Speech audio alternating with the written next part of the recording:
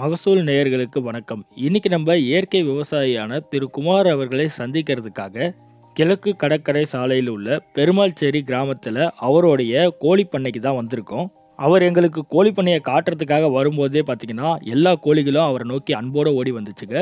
இவர் கிட்டத்தட்ட 200 நாட்டு கோழிகள் வரைக்கும் வளர்த்துட்டு வராரு. அது மட்டும் இல்லாமல் பார்த்தீங்கன்னா இயற்கை முறையில் பல பயிர்களும் செஞ்சுட்டு வராரு. நம்ம இன்னைக்கு இவர்கிட்ட இயற்கை முறையில் குறைந்த செலவில் எப்படி ஒரு கோழி பண்ணை அமைச்சு நிறைய லாபம் பார்க்கறது போன்ற தகவல்களை கேட்டு நம்மளும் பயனடையலாம் வாங்க.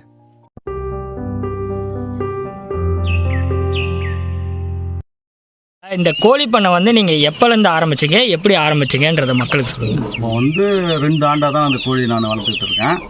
இப்போ கைனில் நான் வீடு கட்டுறதுனால இடம் ஃப்ரீயாக இருக்கிறதுனால அந்த கோழி பண்ண ஆரம்பிச்சிருக்கிறேன். இயற்கை முறையில் தான் ஆரம்பிச்சிருக்கிறேன்.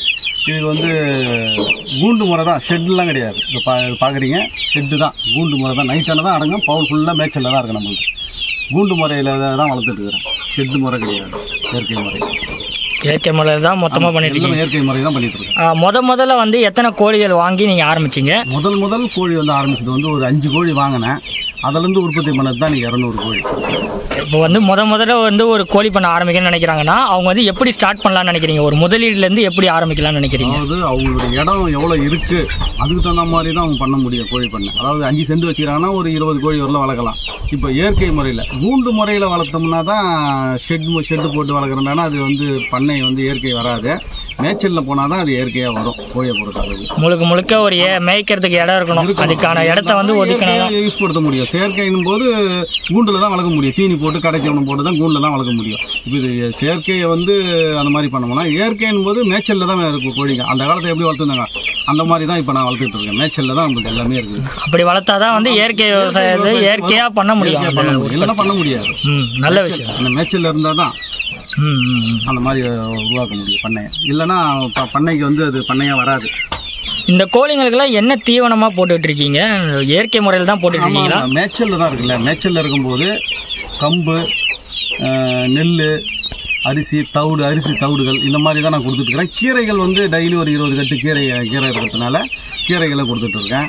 கத்திரிக்காய் அந்த ஒரு சொத்தக்காய் வந்தால் அதை அவிச்சு போட்டுட்ருக்கேன். இதில் தான் நம்மளுக்கு கோழி வளர்த்துக்கு இதெல்லாம் மொத்தமாக பண்ணிகிட்டு இருக்கீங்க. பண்ணிட்டு இருக்கேன். ஓகே, நல்ல விஷயம் தான். மொத்தமாக இயற்கையாக தான் கோழி உற்பத்தியிலையும் சரி, அதுக்கு தீவனமும் சரி, எல்லாமே இயற்கையாக தான் போயிட்டுருக்கு.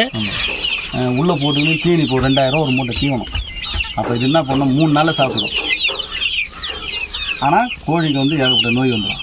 இப்போ நோயின்றது வராது. அதுங்களுக்கும் ஒரு எக்ஸசைஸ் மாதிரி இருக்கும், வெளியே வருதுங்க, ஜாலியாக சுற்றி நடக்கும். இந்த கோழிகள்லாம் எதுக்காக வளர்க்குறீங்க? முட்டைக்காக வளர்க்குறீங்களா இல்லை கோழி நீங்கள் விற்பனைக்காக வளர்க்குறீங்களா? விற்பனைன்றது சேவல் மட்டும்தான் விற்பனை. கொட்டைங்கள்லாம் முட்டைக்காக தான் வளர்த்துட்டு இருக்கிறேன்.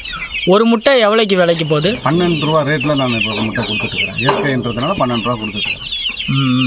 இயற்கை எல்லாம் நாட்டுக்கோழி தான். எல்லாமே நாட்டுக்கோழி தான். 1 கிலோ தான் வரும். 1 கிலோ 100 அவ்வளோதான் நம்மளுக்கு கோழியை. பெரிய கோழியாக சைஸ் அவ்வளோதான். சரிங்க ஐயா. இப்போ கோழி வளர்க்கும் போது நோய் தாக்கம் ஏதாவது ஏற்பட்டுச்சுன்னா என்ன பண்ணுவீங்க? நோய் தாக்கம் ஏற்படுமா? நோய் தாக்கம் கண்டிப்பாக வரதான் செய்யுது. எப்படின்னா மழை கிளைமேட்டு மாறும்போது கோழிங்களுக்கு இந்த வெள்ளை கவிச்சல்னு வரும். வெள்ளை கவிச்சலுக்கு தடுப்பூசி ஒன்று போடுறாங்க டாக்டர். நான் கால்நடை மருத்துவர் அணுகுனேன்னா அங்கேருந்து அவர் மாத்திரை இல்லைன்னா மருந்து, நாட்டு மருந்தும் கொடுத்துட்டு போவார். இது அந்த வெள்ளை கவிச்சல் இருக்கா, இல்லை வேறு ஜுரம் ஏன்னா சம்மந்தப்பட்டிருந்தாலும் நாட்டு மருந்துலேயே கொடுக்குறாங்க. அதுக்கும் ட்ரீட்மெண்ட் இயற்கையாக தான் பண்ணுறீங்க? இயற்கையாக தான் பண்ணுறோம். பூண்டு, இஞ்சி இந்த மாதிரி ஐட்டம், சீரகம், மிளகு அந்த மாதிரி ஐட்டத்தை அரைச்சி தீவனத்தில் கலந்து வச்சாலுமே அந்த சளி ஜுரன்றது சம்மந்தப்படுது 3 நாளில் போயிடுது. அந்த மாதிரி பண்ணிட்டு வரோம். உங்களுக்கு இந்த கோழி பண்ணை வளர்க்கறதுனால ஒரு மைண்டும் ரிலாக்ஸாக இருக்குல்ல? எனி டைம் ரிலாக்ஸ் அது பயங்கரமாக. இப்போ இதை ஃப்ரீயாக நிற்கிறேன், நல்ல மேலே ஏறி உட்காருதுங்க, விளையாடுதுங்க, அது ஒரு ஜாலியாக இருக்குது இல்லை? கண்டிப்பாக இல்லை.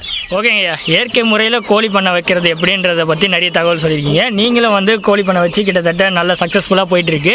இது உங்களுக்கு நல்லா தொடரணும், இன்னும் நிறைய விஷயம் பண்ணணும் அப்படின்றதுக்கு எங்கள் டீம் சார்பாக வாழ்த்துறோம். இதே மாதிரி தொடர்ந்து பல தகவல் பண்ணிகிட்டே இருங்க, பல தகவல் கொடுத்துக்கிட்டே இருங்க. ஓகே, நன்றிங்கய்யா. ரொம்ப நன்றி. ரொம்ப நன்றி.